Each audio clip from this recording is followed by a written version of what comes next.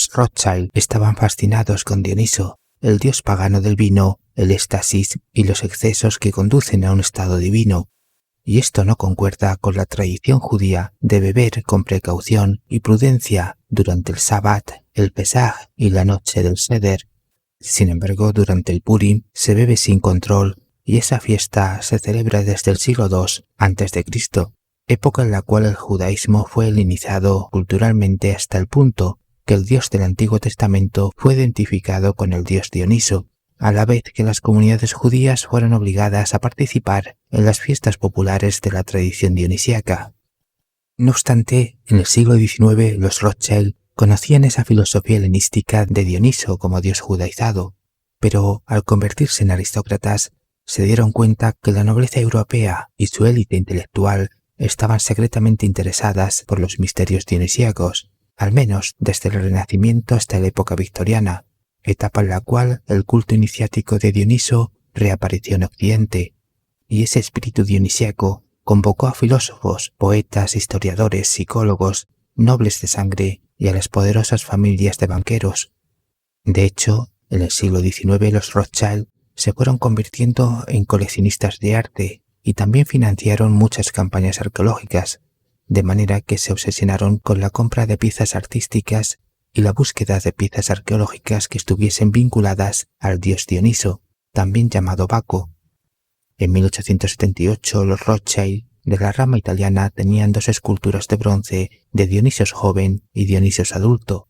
En 1857 los Rothschild de la rama británica poseían la copa de Licurgo, hecha de vidrio, plata y oro, con figuras que representan un ritual báquico, donde están el dios Pan, el dios Dioniso, con su bastón sagrado y una pantera, junto a sus seguidores humanos, los llamados bacantes, los cuales sacrifican al rey Licurgo. Antes de 1898, los Rothschild de la rama británica también adquirieron los medallones de Dioniso que pertenecían al cofre funerario de un antiguo seguidor del culto báquico. Entre 1874 y 1884,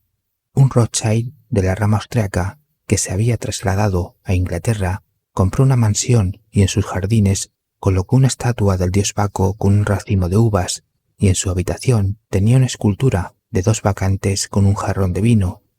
Entre 1885 y 1893, los Rothschild de la rama francesa consiguieron una crátera de vino para llenar las copas en los banquetes y rituales, y en esta vasija cerámica aparece Dionisos montado en burro y acompañado por Ménades y sátiros. También poseían la escultura de bronce de una pantera, animal que representa a Dioniso, y por otro lado tenían una copa dionisíaca, donde Baco es seguido por sátiros vestidos de sacerdotes con pieles de leopardo y por las Ménades con tirsos o bastones sagrados, y una de las sacerdotisas viste con piel de pantera. Así pues, todas esas piezas arqueológicas y artísticas son una pequeña muestra de lo que existía en las mansiones de los Rothschild, es decir, esta familia estaba replicando el culto pagano que habían realizado los patricios romanos antiguos y la nobleza europea desde el Renacimiento. Por ello, los Rothschild adquirían el mobiliario y los objetos necesarios para llevar a cabo la experiencia iniciática y sagrada de los misterios dionisíacos. Al mismo tiempo, los Rothschild cosecharon sus viñedos desde 1853 y comercializaron sus propios vinos desde 1932, cuando los Rothschild de la rama francesa crearon los prestigiosos vinos del Château Mouton Rothschild. Es decir, el Château Mouton es una finca vinícola y compañía empresarial que controla otros viñedos en el extranjero, y a todo esto se le conoce como los dominios del carnero, porque mouton en francés es carnero, porque el carnero de oro es el símbolo principal de los vinos Mouton Rothschild, porque el dios Pan, que tiene patas, cola y cuernos de carnero, no solo es una figura principal en las bacanales, sino también representa otra máscara del dios Dioniso, y ésta responde a la imagen primitiva del dios astado o cornudo. Y por último, porque las etiquetas de los vinos fueron diseñadas por artistas, y uno de los conceptos fue diseñar bacantes bailando desnudas y en estado de trance. Teniendo en cuenta esto, hay dos intelectuales que conocen la tradición hermética y la experiencia sagrada del dios oculto y que son fundamentales para entender el interés religioso de los Rothschild en Dioniso. El primero de ellos es Carl Jung. El psicólogo suizo se da cuenta de la importancia de Dioniso en el pensamiento de Sigmund Freud entre 1907 y 1910. Así que decide viajar a Italia para estudiar los misterios dionisíacos y los ritos órficos entre 1910 y 1912, periodo en el cual estudia las pinturas de Pompeya sobre el ritual iniciático del dios Dioniso. Después de ello, entre 1912 y 1939, Carl Jung descubre que los principales pensadores alemanes del siglo XIX estaban iniciados en el culto dionisíaco, eran conscientes del arquetipo de Dioniso y formaban parte del círculo intelectual de los Rothschild y de otras familias nobiliarias. También Sigmund Freud pertenecía a ese círculo. De hecho, el psicólogo austriaco, amigo de los Rothschild, fue incinerado en 1939 y sus cenizas reposan en una urna dionisíaca que le regaló la princesa María Bonaparte. Por otra parte, desde 1931 Carl Jung y Karl Kerensky investigan al dios Dioniso, el cual representa el acceso a los secretos de la psique y a la naturaleza del universo, y permite conocer y entender cómo los procesos de caos y creatividad pueden transformar al ser humano en un sentido trascendental, pero también pueden modificar los sistemas de control, renovación y legitimidad en distintas épocas y contextos. De ahí la necesidad de los iniciados de intuir la manifestación cíclica, caótica e irracional del espíritu dionisíaco, pues su energía se manifiesta, pero siempre aparece enmascarada y diferente entre una época y otra. Por eso Dioniso es el dios de las máscaras. El segundo intelectual es Stanley Kubrick. El director estadounidense trabajó en el proyecto de Eyes Wide Shut desde 1968, pero el guión, la preproducción y la postproducción lo llevó a cabo entre 1995 y 1999. Por esto, Eyes Wide Shut es la película más personal y compleja de Stanley Kubrick. La película se basa en una novela de 1925 de Arthur Schnitzler, un escritor que conocía muy bien la psicología freudiana, la tradición dionisíaca y se encontraba en el círculo intelectual de la rama austriaca de los Rothschild. El contexto de la película y la novela es respectivamente la Navidad y el Carnaval.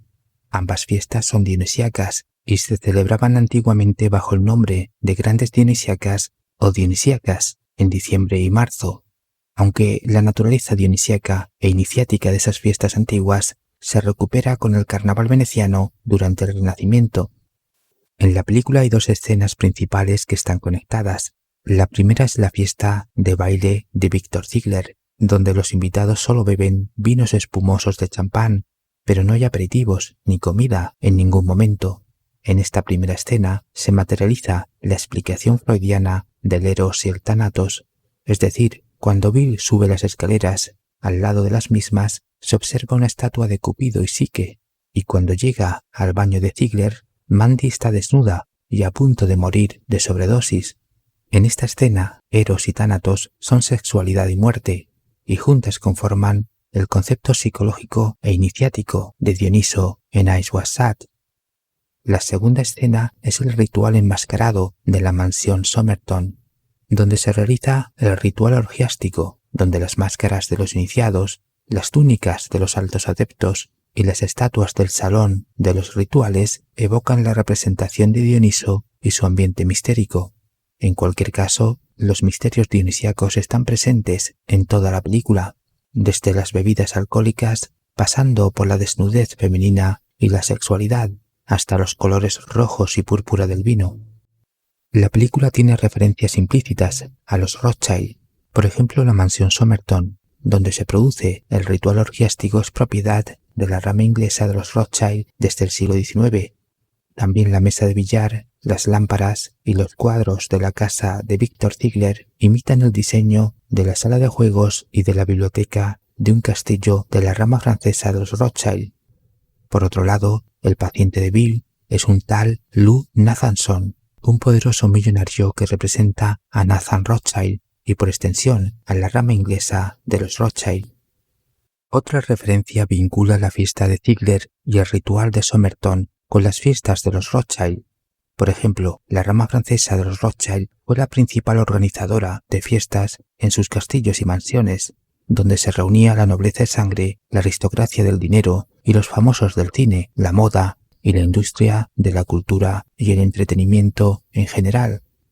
Precisamente en 1972, la modelo y actriz Marisa Berenson, que trabajó en la película Barry Lyndon de Stanley Kubrick, asistió al baile surrealista y enmascarado de los Rothschild, donde el freudiano y dionisiaco Salvador Dalí y el aristócrata húngaro von Rosenberg-Riedy trabajaron en el concepto estético de la fiesta, junto a la anfitriona Marie-Hélène de Rothschild, cuya máscara fue una cabeza de ciervo, siendo otro animal que simboliza al dionisíaco dios astado o cornudo, aunque no siempre los anfitriones de esos bailes de disfraces y máscaras eran los Rothschild, ni todas esas fiestas dionisíacas se realizaban en Francia. Por ejemplo, de las pocas fiestas documentadas, se conoce una fiesta realizada en un palacio veneciano en 1951.